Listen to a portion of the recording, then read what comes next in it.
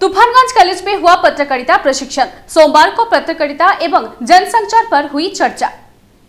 Tufanganj college अंग्रेजी विभाग की ओर से पत्रकारिता एवं जनसंचार विषय पर सेमिनार का आयोजन किया गया। इस दिन को इस सेमिनार में पंचानन वर्मा यूनिवर्सिटी रेडियो कुछ बिहार के स्टेशन निर्देशक प्राण प्रतिम पाल और पत्रकार शिवशंकर सूत्रधर ने छात्रों को प्रशिक्षण दिया।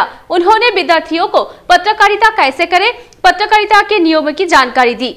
इसके अलावा कुछ बिहार में पत्रकारिता की पढ़ाई और भविष्य में वहां नौकरी की क्या संभावनाएं है, इस विषय पर भी चर्चा की गई। इस कार्यक्रम में लगभग 200 विद्यार्थियों ने भाग लिया। সবাই বসে গল্প করছে, কিন্তু গল্প আর কেউ করছে না। সবাই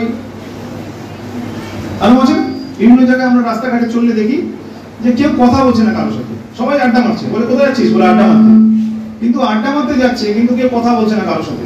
4-5 জন বন্ধু বান্ধব বসে আছে। সোশ্যাল মিডিয়ার আরেকটা পার্ট হচ্ছে রিল।